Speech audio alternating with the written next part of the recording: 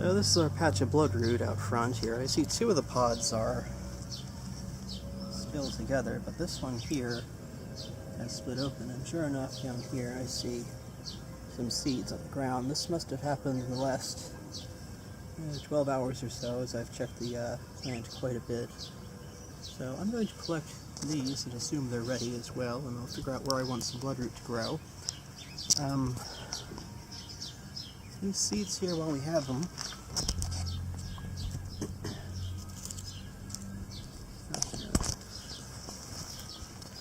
you see attached to each one is a little white packet of iliosome, which is a lipid-rich substance that basically mimics more what you'd find the insides of an insect, of an insect, nutritionally wise.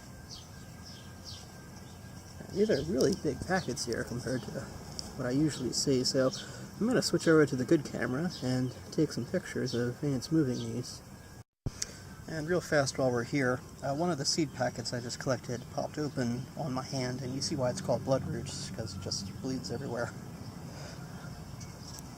Alright, it's that time. This is a woodland poppy, or calodine poppy as it's called. You can see the seeds have spilled out mostly.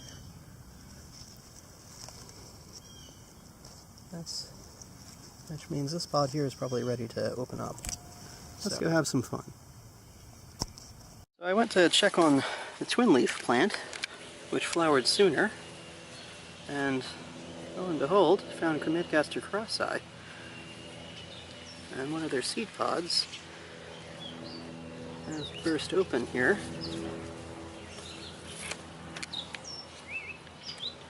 The pod itself is also full of ants. Last year it's odd because these were not ripe yet when the bloodroot and twin leaf started opening. So that's neat. Just outside of an Aphniaster rudis nest, almost immediately one of the workers has found the seeds. This species has never let me down with carrying them back.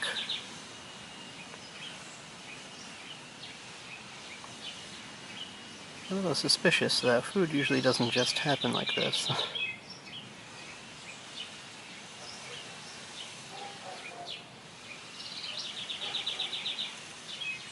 Inspecting her prize to see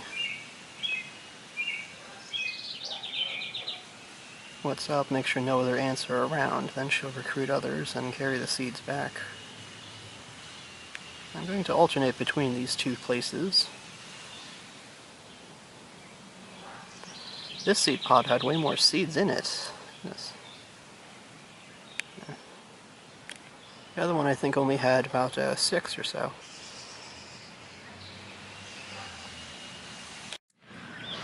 Little Temnothorax carapinosis has discovered one of the seeds, taking an interest, though it's difficult to imagine this tiny ant hauling one home and trying to bring it into the nest entrance of an acorn or something. Kind of a ridiculous sight to imagine, actually. Temnothorax, when they nest, they like to live in little open cavities that have little pinhole-sized entrances to them. I have also opened up a woodland poppy seed here. Yeah, that was fast. She's trying to drag woodland poppy seed home. Probably easier to carry than a bloodroot, which proves much larger for her to carry. Tapenoma Cecily have found it, but these guys, that'd be interesting if they took it home. Might have bloodroot coming out in my kitchen. But they more likely nest in leaf litter, mulch, old ant nests, other things. But I see here at their nest, some of the seeds are making it home. Bloodroot, which I will say, this probably explains why I see new seedlings coming up in the darndest of places. Back to our first spot, we see more Lyolandria. Taking a lot of interest in the seeds, but again, incapable of moving them. Some Temnothracks too. Don't seem to mind one another around these seeds. So they're incapable of dispersing the seeds. A little winter ant taking interest in all the activity here. Philippus in Paris, or Penelipus in Paris.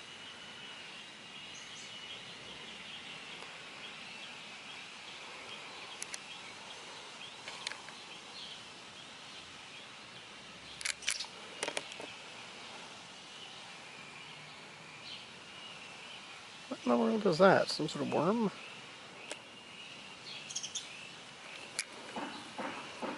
No, it's liquid from inside the seed. Yeah. Woodland poppy bleeding yellow and bloodroot bleeding red. Aha! Cat never lets me down here. There are the much lighter woodland poppy seeds to carry home, and then there's the bloodroot seed, as you see here, which is larger than the ant itself, probably weighs more too, and yet she's carrying it home.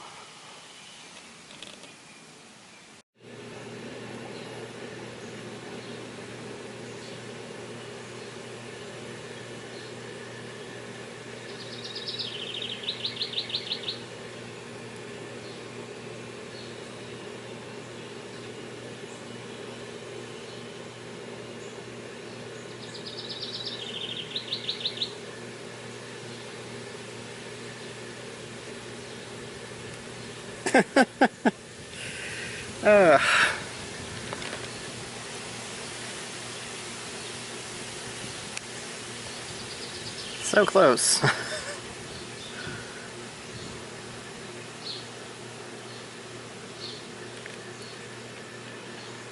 So close.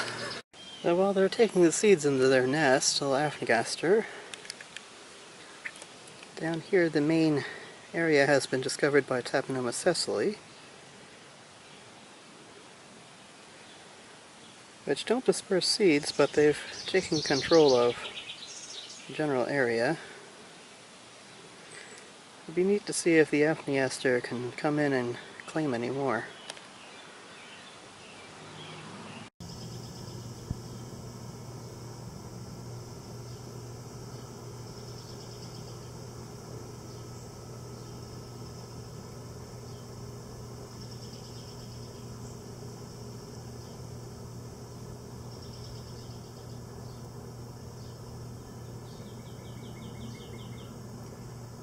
Tapenoma use a chemical, basically ant mace. There's no formic acid in there, which is what makes them a Dolichnoidea family and not a Formicinia. They spray a little like a mist. It's designed to irritate the ant, whereas the Afnigaster, being Myrmecinia, if I'm pronouncing these names right, they have an actual stinger and have to inject it into the victim, which is a more direct and instant way to kill another ant. Trouble is, they have to land a precise sting into something, you know, a soft spot, a joint or somewhere. Interesting to see the little war happen out here. The best that Tapenoma can really do is hope to blind the Afnigaster, but ants don't really need to see. Still though, they're spraying volatile chemicals that can suffocate them, or cause internal harm to their nervous system, and eventually kill them, but it takes several sprays for that to happen. All the while though, it is kind of irritating, so the Afnigaster don't really like it. It's more a deterrent or way to discourage them.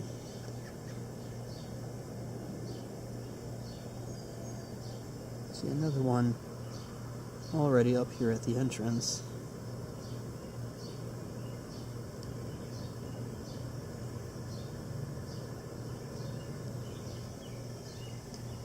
Finding it easier to film with my little point and shoot because I don't have to really do much with the focus. It fits right in my hand. It's less quality, but it's more convenient for doing what I want to do here. You can see the Tapenoma, they're not taking the seeds home. They're just treating it as a food source. More workers are coming here to partake of the nutrients and whatever, and then taking it back within their stomachs. Whereas the Afnigaster are feeding it directly to the larvae as they bring the seeds home. Eventually, I believe the Afnigaster will win out. But really, it's a race to see who can collect the most resources before the food source dries up.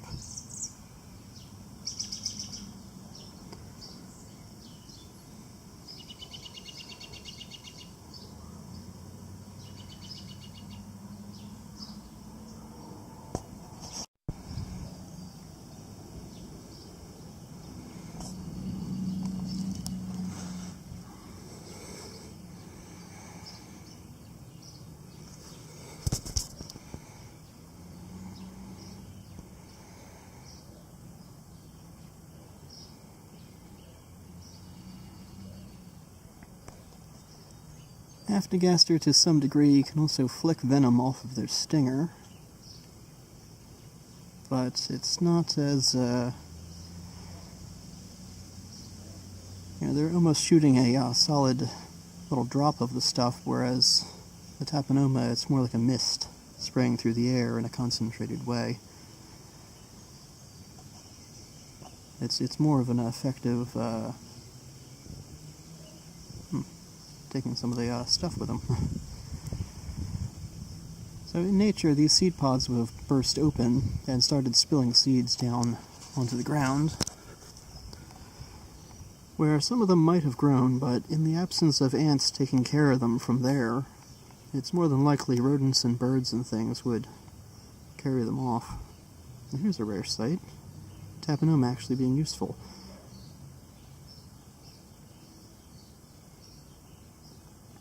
Must have been an accident, because they're not taking it any farther. Alright, it's a short while later, and things have not gone as I expected them to. I see Afnigaster are still getting seeds in there, but overall, Tapenoma sessile have just taken over the area. I think they're trying to get seeds, but there's no real effort to remove them. They're more or less still treating it like a food source. Same thing with the bloodroot, which they are probably incapable of even moving. Some Nylandria here, entering the scene. And another thing that happens, is after the ants have realized that the food is, after they're done with it, it starts to dry out. They've realized it's not really in their interest to keep it inside the nest, so they do eventually just take it out to wherever they're dumping their trash, and will continue to dump trash on top of it throughout the year.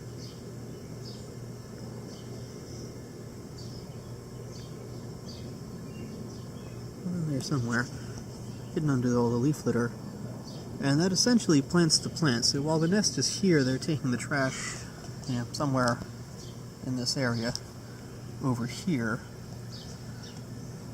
where they will eventually grow. They take about, I believe most of these, this species here, the woodland poppy, probably takes 1 year to germinate, or 1 winter to germinate, and then there is the bloodroot, which I believe takes 2 winters before they start to germinate and flower. If you buy it as seed packets, sometimes it's only 1 year, because they've been in storage or something for a while. So there is that to consider. So 2 years from now, these will probably all start to germinate wherever they end up. Oh, there's a little ambitious Tapenoma moving a seed.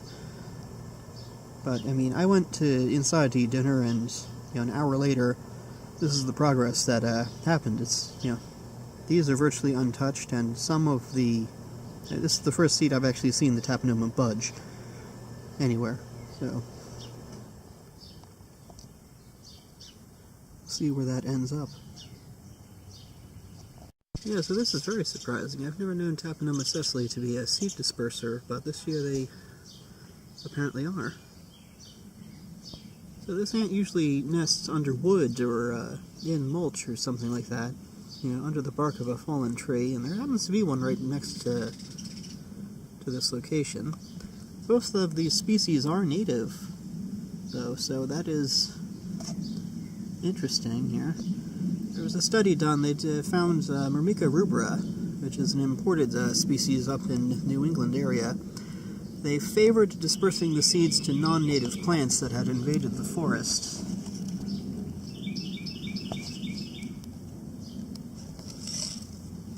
Move all this roughage out of the way here.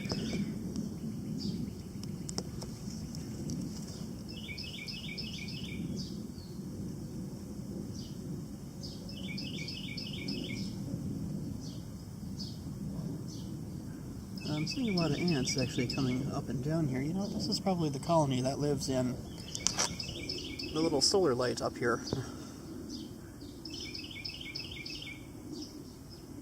Yeah. So, I might have some woodland poppies sprouting out of a solar light in a few years. So, that'll be interesting. But, yep, that's where we're going here. Moving on up.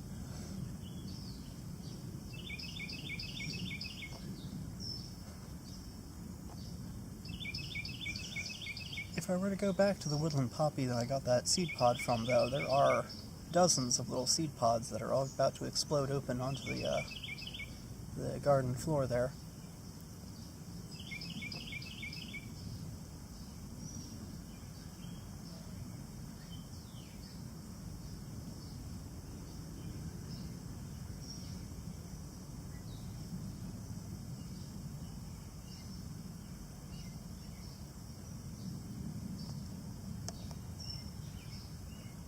Will we make it? Huzzah! That's going in there.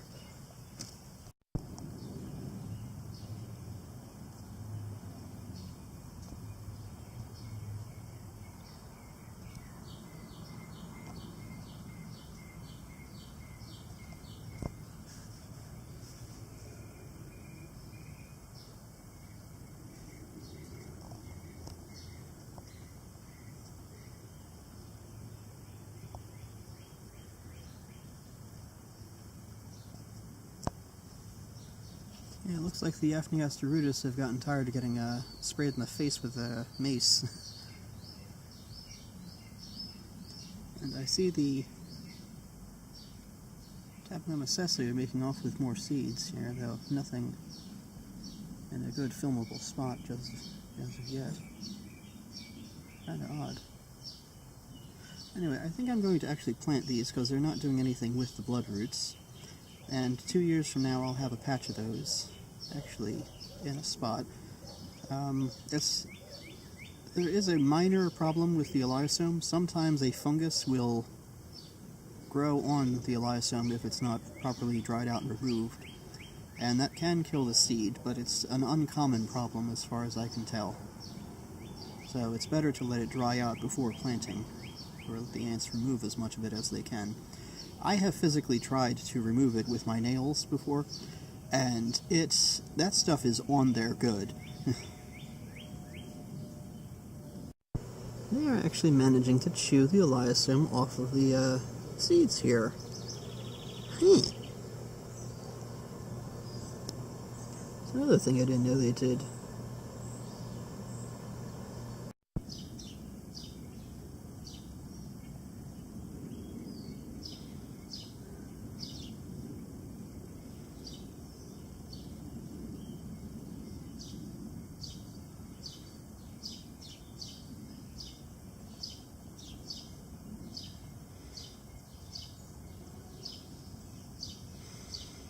Yeah, they can't quite get it on the bloodroot, but the... Okay, so that's why they're chopping up the elaiosome here.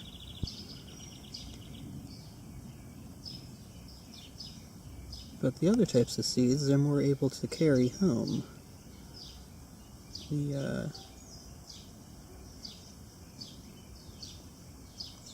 woodland poppy there.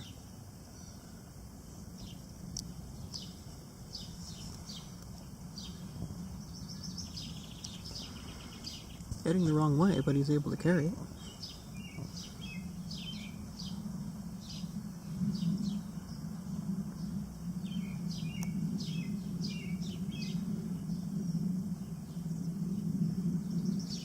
Got a seed with a weird little mohawk of gooey tendrils.